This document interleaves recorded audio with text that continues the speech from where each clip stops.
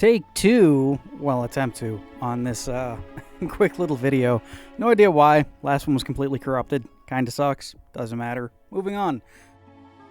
What we're going to be doing today is a nice quick little video on the houses of Fallout 3. The player homes of Fallout 3. See, this was going to be a much larger video on every player home in every modern Fallout game.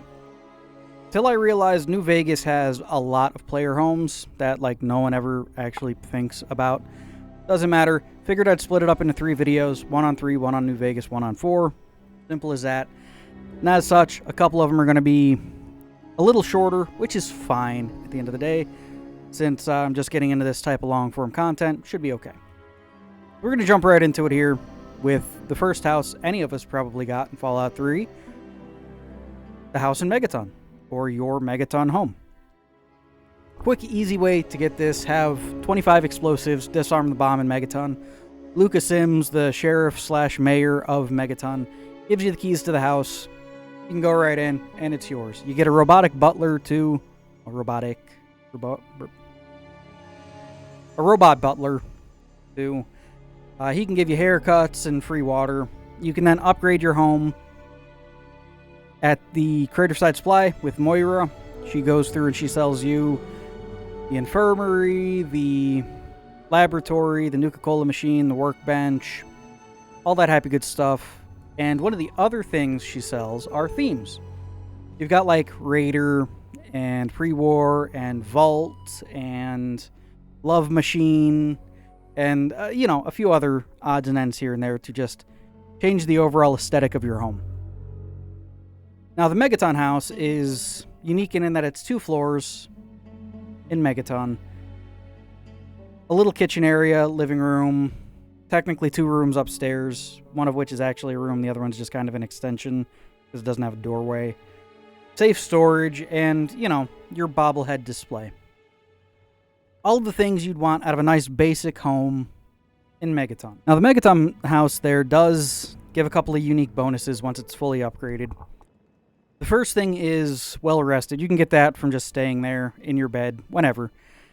The second is ice cold Nuka-Cola.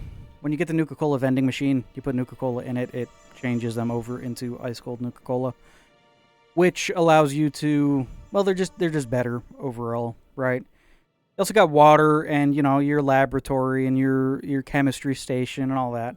Heal up limbs, remove addictions, make basic chems and stims. Quite frankly, I wish it would make batches of those things instead of one thing randomly. But beyond that, that's your Megaton home. First house we usually ever get in any of the newer Fallout games. And it's to show you that post-apocalyptia has rebuilt itself, like the town of Megaton in general. And it's just a nice little place in one of the most dangerous places in the Wasteland, next to a nuclear bomb. Well, you disarm it, and it's not really all that much of an issue anymore, so it's a safer place for you to live in than the people that lived there before, but that's neither here nor there. Now, the next one is Tenpenny Tower. Of course, the newer Fallout games are all, I wouldn't even say about moral extremes because they're not. It's, do you disarm a nuclear bomb or do you set off a nuclear bomb? Right, there's no actual good or bad here. It's just, do you want to be a dick or not be a dick type situation. Comedically evil is what it is instead of any nuance to it. But should you want to be comedically evil and blow up Megaton, you can. And if you do, you're rewarded with a Sweet and Tenpenny Tower. Now, the Sweet and Tenpenny Tower is a lot smaller than the Megaton home. While the Megaton home is 2 stories, right? You got your main living area, your little kitchen, you go up the stairs, you got your walkway where your jukebox is, and your chemistry station and infirmary and all that, and your Nuka-Cola machine, and then you got your 2 rooms. The Tenpenny Tower Suite, on the other hand, is smaller. A lot smaller. It's 1 room, in fact.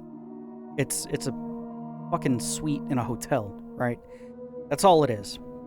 It's 1 room, kind of oblong, L-shaped, and that's all you get.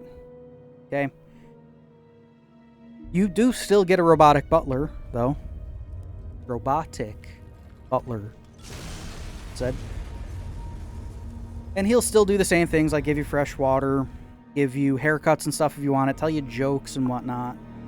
And then, yeah, that's about the only difference in the two, right?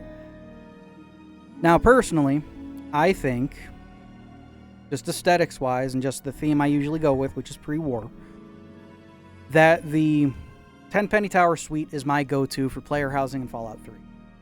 Why? Well, it's the place I first picked when I first played Fallout 3, and I feel like having everything brought together in a pre-war building, in a pre-war room, that's been repurposed, is more the feel of post-apocalyptic than it is living in a sheet metal house somewhere, right? Like, it's cool that Megaton was built and all. I don't think it should have been built the way it was. It's neat that it's there, but an old pre-war building repurposed for life in the post-apocalypse makes more sense to me and always has. Not to mention it's more nucleated. The big point of contention, though, between the Megaton house and the Tenpenny Tower suite was always load screens back in the day, right? First, you'd need to go to Tenpenny Tower. Then you need to go into Tenpenny Tower. Then you need to go up to your floor on Tenpenny Tower. And then you need to go into your suite in Tenpenny Tower. Instead of just fast traveling the Megaton and then going into your house, right? Upside to that is you do have a balcony you can go out onto and then fast travel from when you are in Tenpenny Tower. Why they didn't make that the fast travel point, I don't know. Just kind of weird. Why they didn't make it so you can just fast travel to the interior of your house, I don't know. It's just kind of weird in my book. Yeah, they know what you're going to do any fucking way, so why don't they just let you do it? It's strange. It's just strange. But anyway, that's... You know what? I'll share a little tidbit in my first run on Fallout 3. First time I played Fallout 3, I put off doing really any mission to just explore the wasteland.